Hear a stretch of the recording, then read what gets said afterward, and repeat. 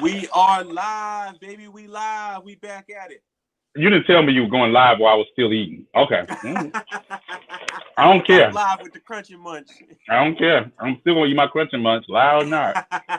Well, I got me some Lay's barbecue chips, so I got me a bag okay, too. We good. We good then. All right. Couple more kernels and I'll be ready.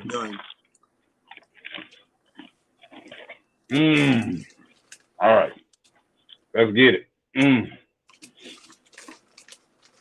So yeah, Anthony said 7 minutes ago. We on black people now. We had a serious topic. This is play. We on black people time. We don't start cookouts on time. We're gonna do 30 to 45 minutes here, and then we getting off. I got some nerf to play with. Yeah. Yeah. That's it. I got some reading to get back to. So I got the new volume of Black Sands I'm going to read. It is your reading day. You're gonna go live to do makeup? Okay. Yeah, we had some topics that we wanted to continue talking about. However, we didn't want to stay on that one video where we were talking about the Papa Gut apology, and I didn't want to saturate it with other stuff. I wanted to keep it specifically to that, so the people that were watching that could get that specific content. Go sit. Sit down. There you go, girl. So first and foremost, I want to give reverence to Breonna Taylor. Definitely hope that justice takes place. Although I'm gonna be honest with you, I'm not expecting it. I'm not. Not from that quarter. Right. Yeah. What's up, Nicholas? What's going on with you? I'm not expecting 50 minutes. Okay. I refreshed because I didn't want to miss the preaching. Oh yeah. Someone asked what do we think about Papa Gut's apology. We literally just did a 1-hour stream on our go back and watch it on his apology. So you can go view that. The second thing is George Floyd, $27 million paid out to the family. How you feel about that? I feel like it's just getting us ready for a very disappointing trial. And you know, I get tired of people talking about, they just gave money to make it go away. Yeah, no, they gave money because they were wrong. I just think no amount of money brings back someone dead. Not like I was saying I don't want them to have it, because in this day, in our society, the only compensation you have is that money. And, you know, I like what they're doing with some of it, the memorials and things of that nature. And it should cost. If we're not going to get cost in a trial, in the criminal trial, it should cost. Having said that, I would think that the taxpayers would get tired of this, because they're the ones putting the bill for these large settlements, right?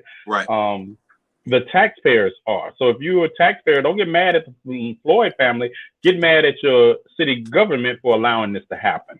And I made a video addressing that. Basically, now let's go ahead and make sure Derek Chauvin gets what he deserves also. And that's what I fear, though. I fear I'm not going to see that. Fear, you know, I was talking about the Amber Geyer situation. While we're focusing on the Derek Chauvin trial, Amber Geyer is going back to court on April 27th. And for you all who don't know, Amber Geyer is the police officer that shot Bottom John in his home. In his home. And they gave her 10 years. And now she's going back and trying to give it back by saying that it was criminal negligence, homicide, criminal negligence. And that carries a term of 180 days to 2 years. She could possibly get out with time served, because we're not going to get justice. You know, we're not getting justice. These cases are so far out from the incident themselves that people, it's a kind of fatigue. You get the fatigue of trying to always keep up with them. And every time something happens, they slide something like this in. So I feel like they deserve the money, but I feel like it's also going to be a deflection from when they don't get justice. And I feel like that's one of the downsides, especially of these settlements, because, again, I can't judge the family for taking the money, you know, especially when we know that consistently there's a quote that says a system cannot fail those it was never built to protect. So in this regard, a lot of these families, in my opinion, go into these trials thinking that, oh, the person's going to get off anyway, especially if it's a police officer. They're going to get off anyway. So I might as well get something that, although it can't bring my child back or it can't bring my spouse back, you know what? If the city's going to settle, then cool. The city's going to settle. You know what I mean? There's two And different in that things, regard, right? again, I don't feel like it is my place to judge them in that regard. I think that we have to also be very clear in our sentiment that we need to make sure we keep the pressure on these police departments. We need to make sure we keep the pressure on our local governments, you know what I mean, to hold these individuals accountable until we actually start seeing some actual convictions. Anybody can get indicted. I want to see a conviction. That's what I want to see. I want to see a conviction. Ant, can you bring that question up on stage by AY Rocky 06? Can you put it up? Yes, that one. Yes, that one. I wanted to address that question. I used to be racist, homophobic, sexist, transphobic, and so toxic up until last year. I was raised in a household which normalized all of this. Am I okay now, or is that unforgivable? I'm not going to hold you responsible for the household you were raised in. I don't know how old you are, but I'm not going to hold you responsible for that household. I only hold you responsible for your actions as an adult. Now, and I'm going to tell you, you heard me say, I'll talk about David Duke if you were here last thing. I always think that there's room for those who truly seek redemption to get it. But that doesn't mean that in that seeking of redemption, you automatically get forgiveness. It's called atonement. So if you're just a child and you got out of the home, that's one thing. But if you're an adult and you did things to hurt people because of those, you chose to do those. Now you're choosing to do something different. And it's not about if you're okay now. It's about, are your actions going to continue to be okay even when your past comes back to haunt you? So you understand that, like I say, I'm not holding you responsible for the household, but perpetuating it, you stop it, and then you understand that just because you have stopped doesn't mean some of those people you have wronged are ready to forgive and move on. This goes back to talk about your actions. Your actions must be consistent with that, even in the face of being held accountable for your past actions. You'll be people say, oh, I went back to being racist because nobody would accept me. Well, you didn't leave being racist then. If you have truly left being racist, you're going to understand that the slings and arrows that you have thrown are going to come back to haunt you. And you can't go getting mad at those people by saying that I have changed when they haven't seen it. So no, I don't hold you responsible, and I wish you would change, and I hope you did. But you have to understand that in of itself is not a get out of jail free card, because I changed before I finished those 22 months. They didn't let me out, so I finished those 22 months. So I guess I would echo T. Nathan's sentiments, and then also say too that the only thing that is truly acceptable is changed behavior. You can say that I'm different, you can say that I'm better, all this type of stuff, but if you're not changing your behavior, then no, you're still the same racist, homophobic, sexist, transphobic, and toxic person that you once were. Now, if you change that behavior, you change that rhetoric, you've now sought to correct that rhetoric in others, actively work to not be that way because of your upbringing, then yes, 100% forgivable. However, when you say that, oh, this is my excuse as to why I'm this way, I can't forgive that. I can't forgive that at all, because you have not changed. You've now found a way to give validation and utilize an excuse, a historical excuse as it relates to your upbringing in order to be that way. And that's not okay. And that's not okay. And that's what I'm saying. I wish you all the best, but you're going to have to understand some people are not going to buy into it so easily as 14. Wait a minute. He's 14 now? Yep. Well, I'm going to reevaluate and say this. You're 14. I'm not going to hold you to the same standard I would. You got hella room to grow. Yeah. And you recognizing this at 14, I'm actually going to compliment you. It's a whole different conversation. You're still a child, and you're recognizing this, and you want to do better. But I'm going to say this. I'm thinking you're still in this household. Are you out of this household or not? But also be safe until you can get out of this household. I don't want anything untold to happen to you because you're standing up against racism in an environment where it's not safe for you to stand up against racism. So if you're 14, you haven't. I am moved right now to hear that because you have recognized it's wrong when some people go to be twice your age and never recognize There's that. some adults that can't even acknowledge that. Just keep that in the forethought of your mind, but realize that from a parent standpoint, be safe. If it's not safe for you to voice views and opinions in your home, then don't. I'm not going to hold that against you. I'm not. And it might sound hypocritical for what I just said, but you're a child and you're accepting this. Stay on that path in your heart. And then when you have a chance to get to a point of safety, live your truth. 100%. 100%. I'm grateful for you two. You have shown me how to be an advocate. Awesome. You got room to grow, young man. Thank you for recognizing that you were raised wrong. Right now, I will not hold you accountable for your actions because of some bad adults. And I think that's pretty much the sentiment that we hold. You are still young. There's still a lot of life that you have to live. And, for you acknowledging that, I just want to, double down reiterate rather on that sentiment that there are some adults that still can't recognize that type of behavior and that type of upbringing and to actively work to change it. Exactly. I was like I say, I'm moved.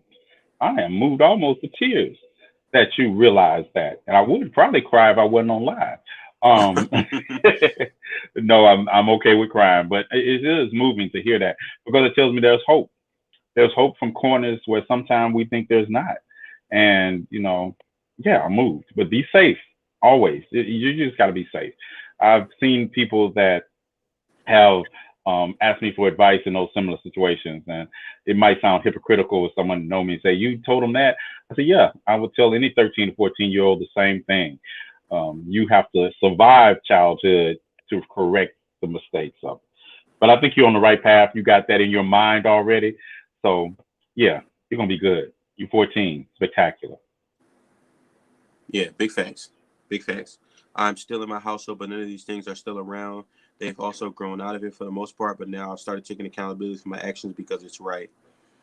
I was 14 years old with my parents. When I realized my stepfather was racist, I just thought that was how it was. When I realized that is when I started to change and wanted to do better. Good for you. Absolutely. And I think also, too, we need to recognize that, there's a certain level of maturity that comes along with that. There's also a certain level of self-awareness that comes along with that. And, right, exactly. There was a certain amount of life experiences that you're going to have at 14 that you're not going to have at 12 and at 11 and at 10. So as you continue to age, continue to hold yourself accountable, continue to be self-aware. I have nothing but the utmost respect for that. Only if it's accompanied by changed behavior. Otherwise, it's for naught. Right. I agree wholeheartedly. Like I say, I moved. Hold on. Someone said, if a person doesn't agree with transgender homosexuality or that lifestyle, does this make that person homophobic or transphobic? I guess we're shifting in that direction. What do you mean by agree? I don't know. That's what I mean. When I hear these questions and I hear, I don't agree with this lifestyle. What does your agreement or disagreement have to do with the lifestyle or how other people live their lives? I'm glad we operate on the same wavelength. Because my thing is who a person decides to be with, who a person decides to love and or identify as, what does that have to do with you? How is that directly impacting your life? I'll answer for you. It's not. So what is there to agree with or not disagree with? Or disagree with? Because you sound like you're coming from you sound like you're about to come from a religious perspective, and I'm going to decimate you. Yeah, same here. Irrelevant. You know what I'm saying? My daughter's 22. There are probably people I don't agree with her dating, but that doesn't have any reflection as long as they treat her well on who she dates. Yeah, that's right. I don't. You all need to stop interjecting yourselves into people's lives that you all say have nothing to do with you all. Right. I don't understand that. It's like or is someone asking you for something? Money? I made a video the other day saying I'm not feeding, financing, or anyway, then don't really. I am not that concerned about your choices on that level. Yes, I'm going to fight for your right to be not discriminated against. Right. I'm going to fight for your rights to live free. But I disagree. If you agree, I don't even understand the nature of that question without coming from a place of negativity. I don't. Right. And to me, again, it's all about structure and it's all about language. Like you said, as soon as I see that you don't agree with, why don't you agree with it? That's my initial first question. Yeah. Why don't you agree with it? What is there to agree with? That's not to say that you have to, accept everything. But again, it all goes down to the why. You brought it up. Now, my thing is, you can disagree with something and not be vocal about it. And the problem therein lies when you decide to be vocal about it and then you get pressed about it. So now when you say, if you don't agree with something, doesn't make you homophobic or transphobic, well, my question is why? Why don't you agree with it? Because that right there, answering that question could very well determine whether or not you are homophobic or transphobic. Or not. Like somebody say, I don't agree with dogs in my house. That's nice. I'm not, this is not your house.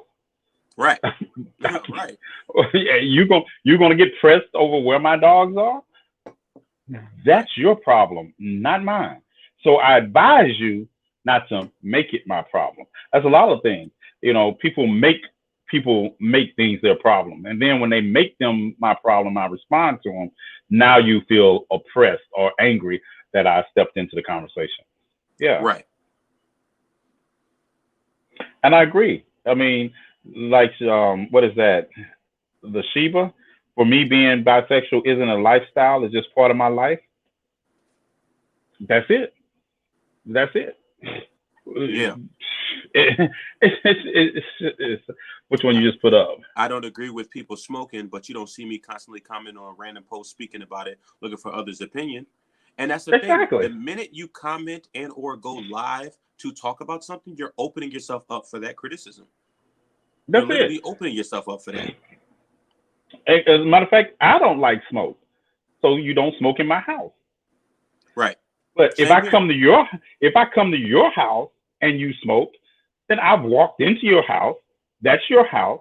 You smoking. As a matter of fact, unless I have a medical condition that I will ask you to be concerned about, and if I know you smoking, I have that medical condition. It's my job to remove myself from the situation, not your job to accommodate me unless you have extended to me that accommodation. We need to start having these conversations from the point of stop thinking about what we want for other people. No, stop it. Yeah, because I'm the exact same way. You want to smoke? Hey, listen, I got a backyard. I got a front porch. You can go out there. I don't want that smoke in my house with my children, with my family, with me. I don't want to smell that. You know what I'm saying? But there's places whereby you can go. There's some people, they don't want you smoking nowhere near their residence. Right. You know what I'm saying? Walk down the street or walk across the street.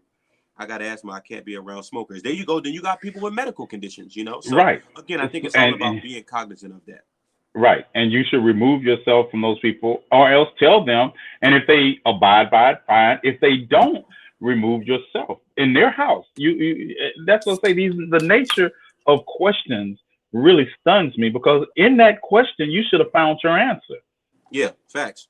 And then when like say, it's like when people say something and I say something about it, it's like, oh well, no. Yeah. Like the whole trans thing. Oh, I don't want to date a trans woman. I'm not attracted to trans women. Who asked you? who? I have never come. This is how foreign this is to me, Anthony. I have never been asked that question by anybody that I was attracted to. I have never been asked that question by trans people. I'm always asking this question by some straight dude that is hanging out and they want to start these what if questions. For $1 million, would you do this? Like, this is what you sit and think about? I don't even, doesn't cross my mind. Right. It doesn't cross my mind. You just sitting here talking about this because it's on your mind. Mm-hmm. I tell people all the time, they say, I'm not attracted to trans. That's how you know. Because I live 45 minutes from downtown New Orleans. You tell me how you know, and I'll tell you how you're wrong. Okay? No, what you're saying is you don't want anybody to find out that you're attracted to trans women. That's what you're saying. Like Anthony said, the language of I don't agree means you think you know enough to have a stance on one side that condemns the behavior, and you best come with actual facts and not opinions. And that's the thing. They most oftentimes they can't come with actual facts because they're emotional responses to a perceived situation. Exactly. Same with you. I echo your sentiment. I've never been asked by until TikTok, would you date someone that is trans? My thing is, first of all, I'm not even going to entertain that conversation of dating anybody because I'm married. I'm not even going to for one to the atmosphere.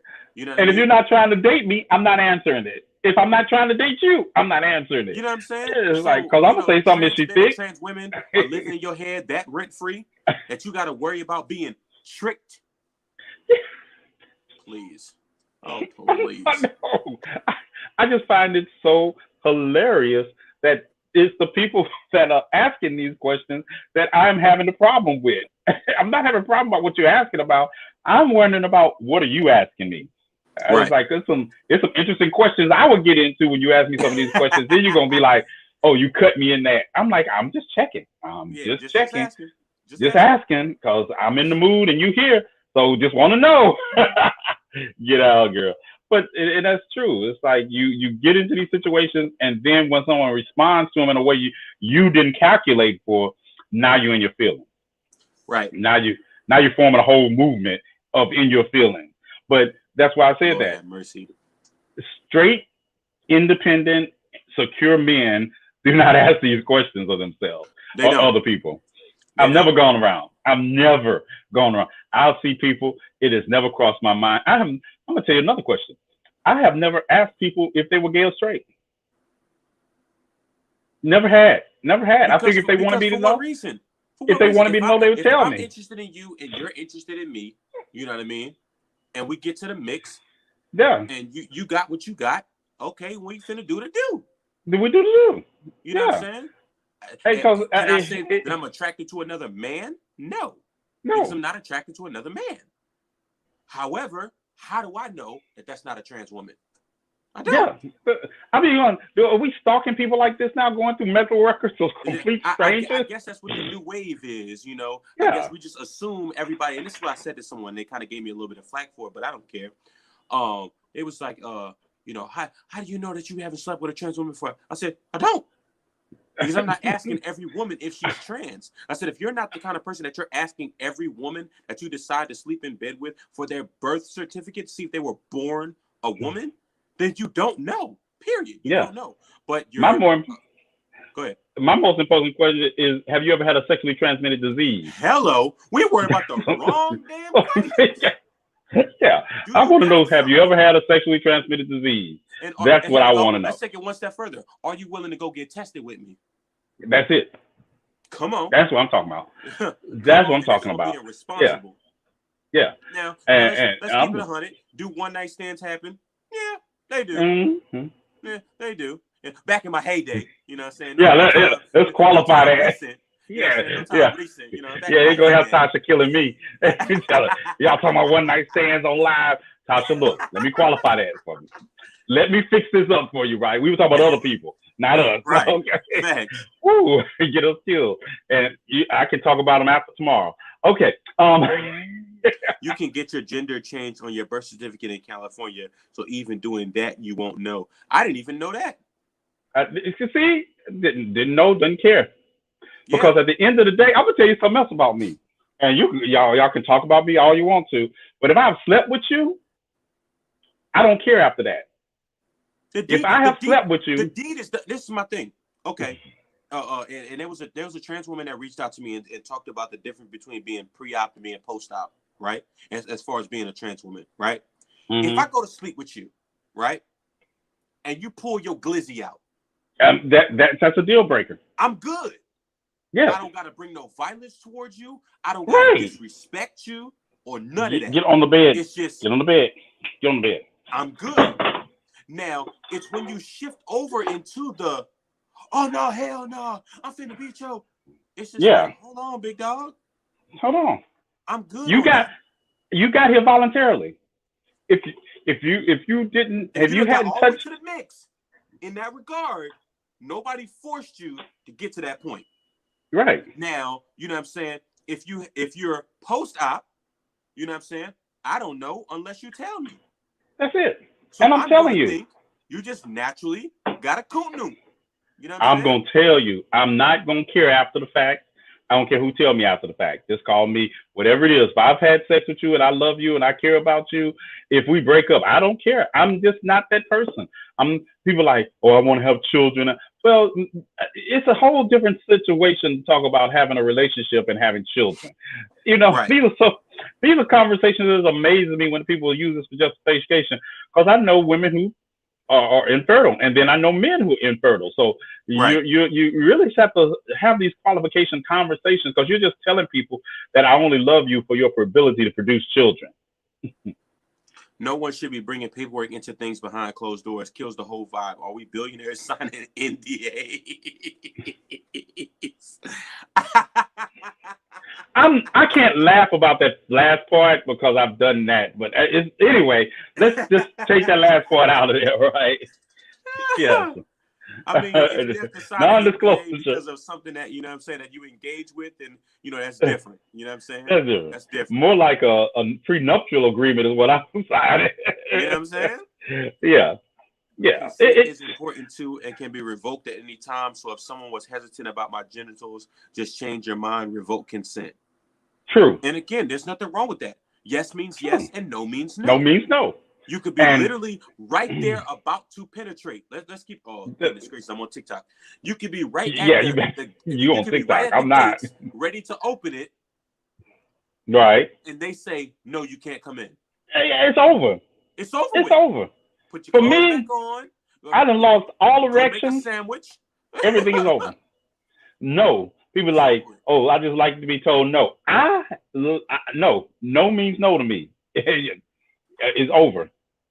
Listen, I'm it's married. Over. If my wife say no, no means no. Spousal. Yeah, if Tasha say no, we know no means no. You know, you better ask about it. Yes means yes, and no means no. Hello. Yes, it. And maybe means I'm just waiting for one or the other. Yeah, I'm not engaging. Yeah, I'll be like, when people use having children as their excuse, because what about biological women who can't have children? Exactly. So or biological men. You love this person. You've been with this person for years. You've been trying, and you find out this person can't have children. Then what? That's it. You just break up with them because they can't have children? And if you did, you never loved them in the first place. Bam. There you go. See, that's what I talk about. These questions have dimensions for grown folks that they don't have for children. That's why grown folks don't have. I've never been told this. Really and truly, they're arbitrary. Yeah. You're making a whole movement about what? No. And then it's the idea that you only did this so you can have a victimhood mentality, like you confuse other people of having. You want to be victimized that you can't tell the difference without getting some medical paperwork. You want to have this conversation because, yes, Laverne Cox looks good to you, and you mad that you know she's openly trans and she looks good to you, and you're feeling bad now that your glizzy says she looks good, and your mind is saying, but she's a trans woman, she can't have children. Yeah, but your glizzy is saying, but what does that have to do with what I want to do right now? That's your problem. That is. Right. I've been in New Orleans. I'm telling you, been in New Orleans, walking down the street. I don't even I'm not even self-conscious about looking anymore. I'll be like, I don't know. I'm not going to ask, but I'm just going to enjoy the view right now. Listen, I don't know. And you know, and people have to realize that's honestly, enthusiastic consent is my goal from now on. If you aren't excited to get with me, then I'm not going to enjoy it either. Yeah. And that's the thing. Nobody wants to be sitting here like, oh, well, I wonder if, I'm not sure if. Listen, if you finna, I'm on TikTok. If you finna do the do, you finna do the do. You know what I'm saying? However, it does make a difference when it's something that you're attracted to in terms of genital preference as opposed to personal preference. Because again, you ask, am I transphobic? Am I homophobic? And then when you get the follow-up question of, well, why do you feel this way? That is when you begin to become questioned. Now, me personally, and I said this on somebody else's post, someone said, oh, well, I just prefer not to date a trans person. Oh, and I said, okay, well, if that's your sentiment and it's, simplistic, you're like, oh, I just prefer not to. It was like, oh, no, but that very rarely happens because so many questions follow after that. Why are you answering the questions? Why are you allowing an interview for your personal preference? From somebody that you're not going to sleep with anyway. Right. Why are you giving that much energy to someone to give them responses over something that you're not even going to engage with? How much sense does that make? It doesn't make sense. You can't make this shit up. You can't. You can't. You under real. I told somebody that I'm attracted. I say you understand that you could come in contact with hundreds of people a day. Some you're going to be attracted to, some you're not. And on the other end, there are people that are going to be attracted to you and some that are not. You never know. You never know. So what is this big deal about attraction? I'm not sleeping with everybody I'm attracted to, and I'm not sleeping with everybody who's attracted to me. Facts. It is just so. This is weird to me. That's why I couldn't wrap my mind around it, because it is, this whole conversation is just so weird to me that people actually sit down and someone asks me something. If people ask me stuff that I figure not their business, I tell them.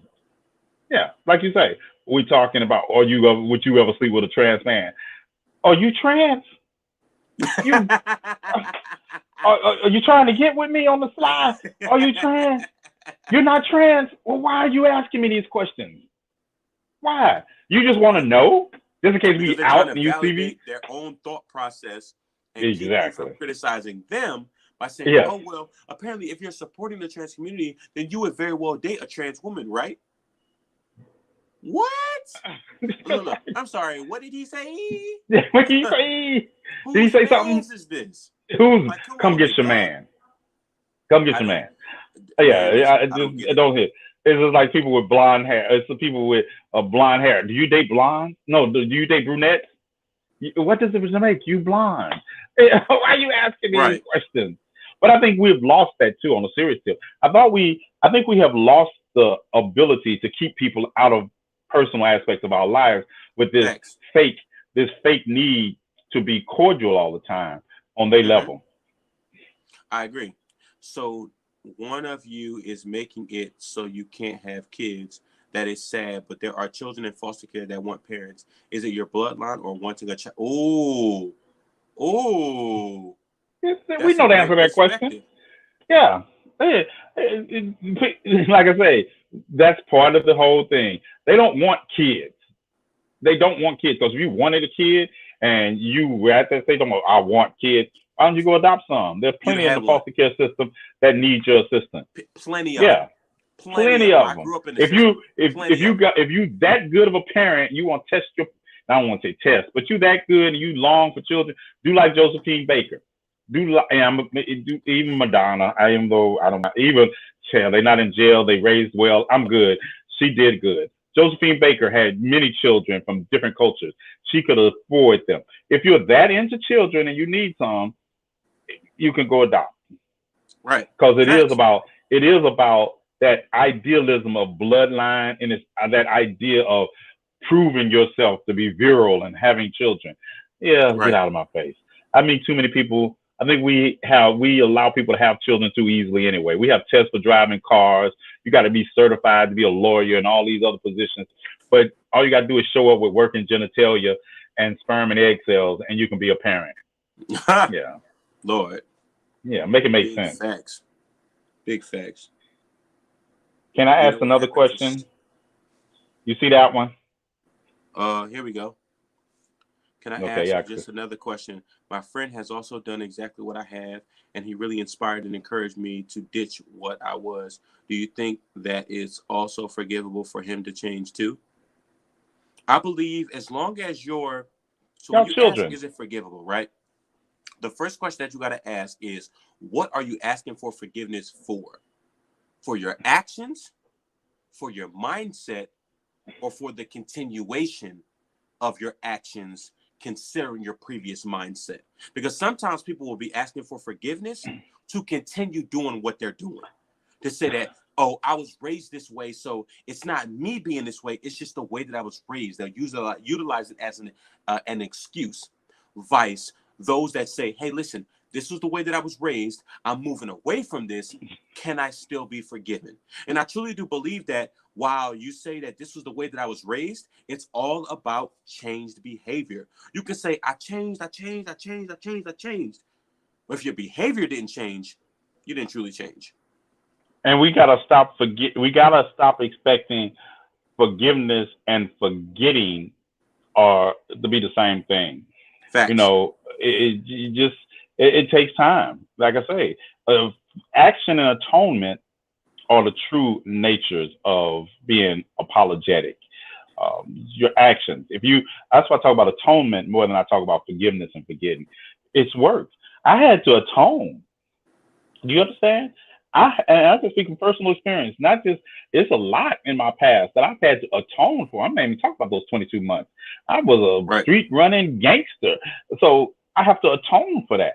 And you have to find that peace for yourself. But yeah, there are people that I have wronged when I was 16 or 15 that I'm not expecting them to have forgiven me for hurting them or hurting their family members. But I have to deal with that the rest of my life.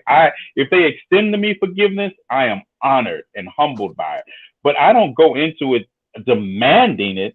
Or if they don't, I just work on my actions and hope they can see the change in 40 years that I've made. If they can't, they're perfectly within their right to hate me for the rest of their lives.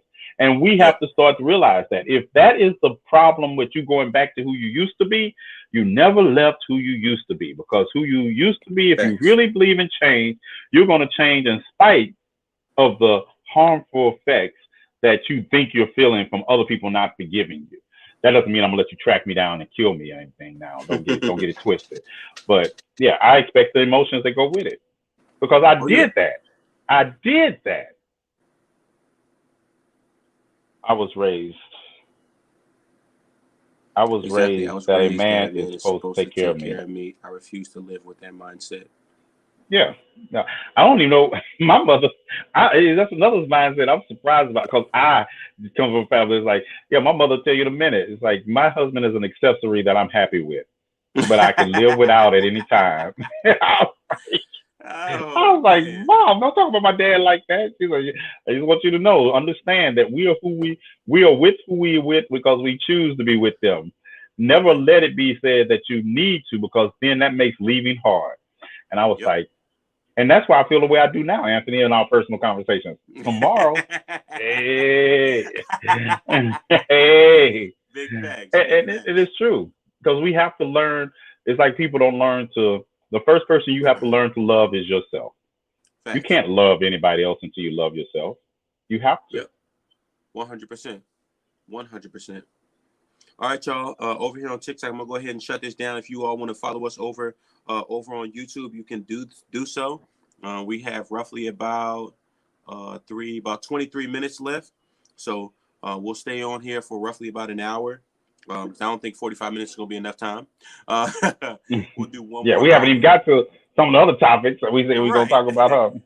So yeah, we're gonna go ahead and hop off of here. Go ahead, come pull up on us on YouTube. All right, y'all. And I just ended my live over on TikTok. Yeah, let's talk about. Tired of walking on eggshells with TikTok live, man. Yeah, I told you, it is so liberating once I get off TikTok. Yeah, it is like liberating. Sharon Osbourne, Sherry Underwood. Did you see that exchange? Man, she was defending. Cheryl Osbourne was defending Piers Morgan for his racist comments and attitude towards Meghan Markle, who come to find out his married was chasing, and she was like, he's ghosting him, right? So, and don't get me wrong, and I have since, I didn't watch the Oprah interview at first. I'm going to go on and say that. I didn't watch it at first because I didn't really think it could give me anything I didn't know. And the only reason I went and watched the interview was because, you know me, I like to be informed about what I talk about. So some people were asking me questions, and I was like, okay, I'm gonna go watch it. Now, Oprah's a great interviewer. I don't care what you feel about her. She's one of the best interviewers I've ever seen, right? So to watch the backlash over the comments that were made, that, you know, the revelations about the color of the child and all that, I was surprised. I was like, you all are surprised that the royal family felt this way? The royal family of England, one of the countries that colonized America, that imported racism, the reason we have the one-drop rule, all of this. And to get into it and to look at Piers Morgan's continual victimization of a situation. So yeah, so he walks off the set of his Good Morning Britain show when the I weatherman seen started to that. get into him. I thought that was so petty and priceless at the same time. But then to have Sharon defend him on the talk, and so the next day they were asking questions about her defending him, and then she gets heated and she tells Cheryl Underwood, "Oh, you don't start crying on me. Yeah, I'm the one who should be crying." Like to invalidate this black woman's tears on television. Like she can't cry. And it was just the whole thing. And then she released the apology because, of course, the apology is coming. And when she's saying that I didn't mean, I felt like I was backed into a corner, so I became defensive. Now, when your defense is the result of implicit racism, there is something wrong with your defense there. Facts. And then you always come out with this. I'm one of the least racist people I know. That's nice, but I don't need least racist. I need non-racist and anti-racist. Facts. Because I hate to break it to people when they say that there is no superlative to racism. Either you are or you're not. It's not like you're in between or something. There's no in between, and I say that all the time. There's no middle ground when it comes to racism, when it comes to bigotry, and all those types of things. And I had this conversation the other day with an individual, and I was just like, there is no middle ground. There is no playing the fence. Either you're for it or you're upholding either you're against it or you're upholding the tenets of it. Period. Right. There's no middle ground. So when they say Right. they say things like, "Oh, you're upset with me because I have a difference of opinion." No. There's no matter of difference of opinion. You either are against it or Right. you're upholding the tenets of it. Period. That's it. There's no a difference I of don't really opinion think about it, or it doesn't really affect me. Yeah, you're siding with the oppressor. That's Period. it. Non-racists are siding with the oppressor because you're not taking actions to end racism. A difference of opinion is if pineapples go on pizza. Yes, that's a difference Facts. of opinion. Facts. Racism is not a difference of opinion. That's what is he talking about? Can I say the N-word? I'm half black. How do I overcome being black and not being bullied? See, these are the things. It catches my eye because I don't understand the nature of the question. And I'm trying to understand because I don't know if it's just grammatical structure or am I missing something? How do I overcome being black and not be bullied?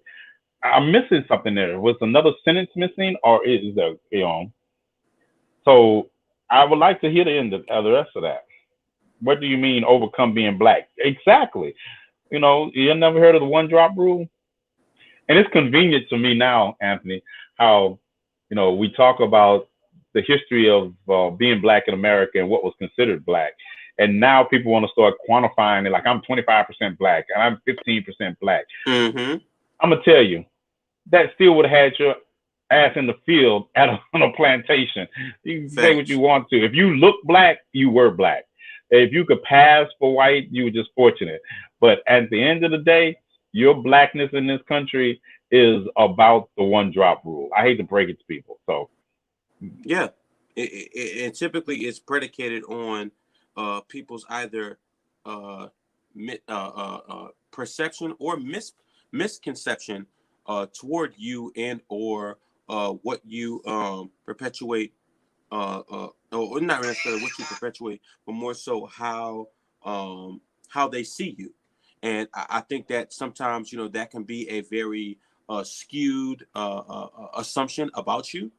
And, again, really and truly, it literally just boils down to how do you see yourself? right. You know what I mean? I'm not getting bullied because I'm getting black. Because I'm black. I'm being bullied because I'm perceived as being weak. I'm being perceived as being an easy target. So now let me make myself not an easy target. Let me go ahead and educate myself. Let me go ahead and learn some self-defense so that first person I come across, I'm going to whoop your ass. So everybody else knows I'm not the one to be messed with. I'm not the one. And that's the same philosophy I took walking into a predominantly white high school. When I went to high school, I went to a Catholic school, and it was 3 people of color in there. No, 4, because one of them I didn't know was black until later. But and I remember the guy was telling me, comes up to my locker. I've always been tall, and I grew like 4 inches.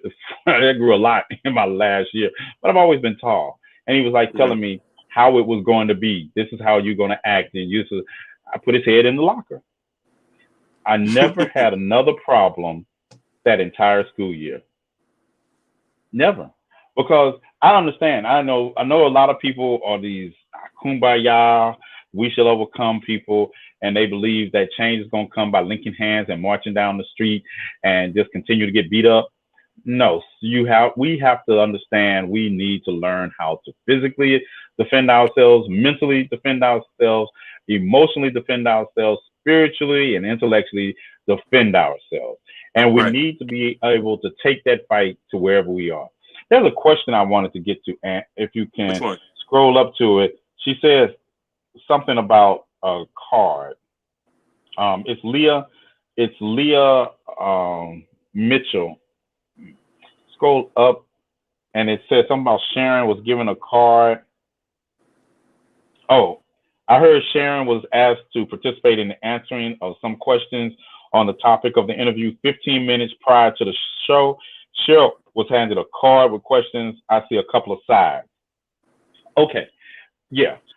And I want to address this because it still goes back to the fact that no matter prepared or not prepared, your default response should not be racism. It should. Right. I see what you're saying, that you feel she was set up, but at the end of the day, you can blindside me. I'm not responding with racism. Right. Nor Yeah, also, I've seen interviews, and for those of you that don't know, my background is in communications with the concentration in public speaking and journalism. If there's a question that you're asked in an interview that you don't feel comfortable answering, you don't answer it. yeah, Forget leading with racism, forget leading with bigotry. You don't answer it. There are times where I've done interviews with people on Zoom where I've literally said, I don't feel comfortable answering that. yeah. That is not what we discussed prior to this interview. I do not feel Right, comfortable answering that. Period. That's not to save face. That's just to say that I don't feel comfortable answering that. And you're not going to make me answer. And as a journalist, sometimes, and as an interviewer, sometimes you are pushed to that limit to say those things for what? for what? Ratings. Ratings. That's all it is, That's because it. they need to be able to push this episode. However, if you don't Right. feel comfortable answering something, you can't say the Don't. default was, oh, this person was set up. Don't answer it. Don't answer it. Like I said, there are plenty of times, like we were just having a conversation about questions that people ask me about who I'm attracted to and what I do, and I'll be like, yeah.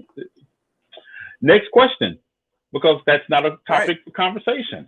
And like I say, it's still, even if I feel uncomfortable, I'm not going to respond with transphobia.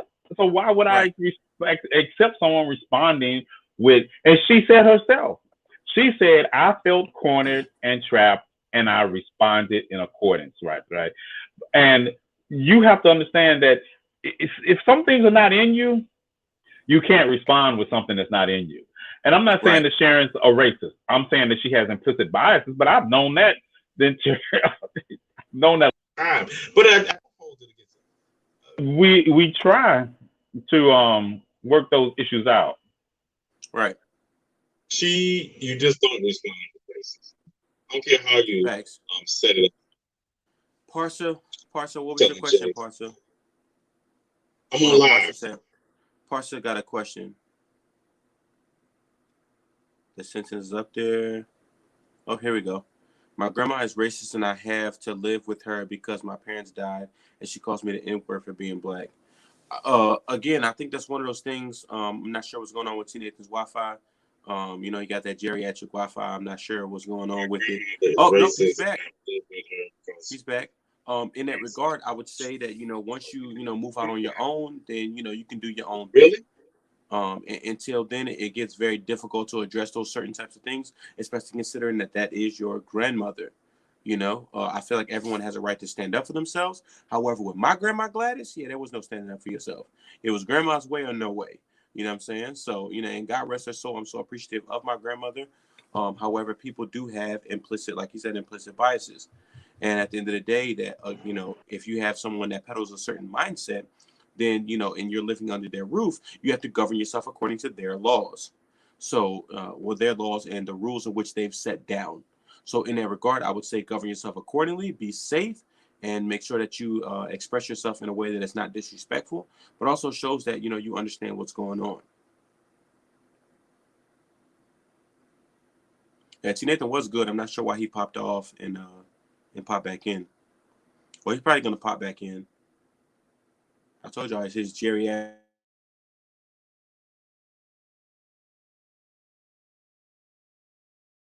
Getting a call.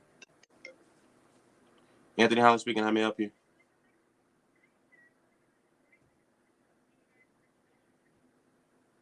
Okay.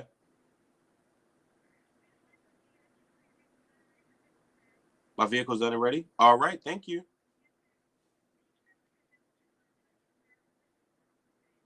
Awesome. Thank you. All right. Bye-bye.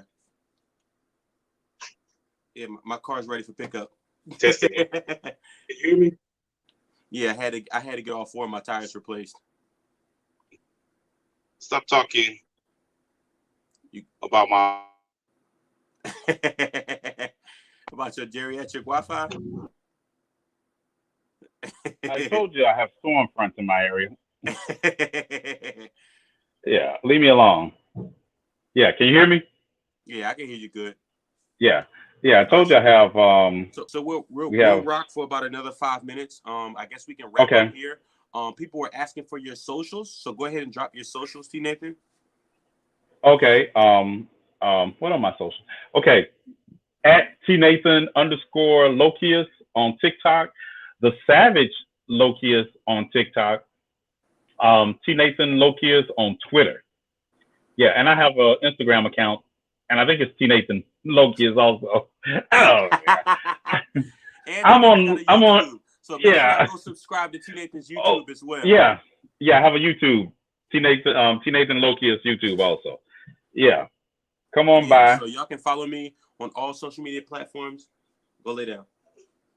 At Ispeak1906 on Instagram, Twitter, as well as TikTok, and then on YouTube, Anthony Hyland, HYLAND. We're not doing that. Lay down. Hush it up. There's nothing wrong with you. Daddy Hyland in the house. Listen, this is when she refused to take her nap. You know what I mean? She would be a demon for the rest of the day. yeah, that's it. Thank y'all so much for pulling up. Of course, we're gonna have more conversations like this. If you want, what you can do is you can drop in the comment sections some conversations and or some topics that you would like for us to speak about. And then we'll also bring on some other individuals. Of course, we want to get Prince Daniel on, a couple other folk that, that we cool with, or just invite some people on just to, have conversation. It seems like debate's not working this day and age. People, get upset when you tell them to bring facts. So, I'm all about having some good conversation, Yeah. So, right. It's like they're turning it down. I don't really want to debate. I just want to have a conversation. No, I don't. No. I got plenty of people I can have conversations with. I thought you would volunteer to get eviscerated today. Yeah. No. Big facts. Well, thank you all so much for pulling up. We appreciate you. We love you. Y'all have a good one. Peace.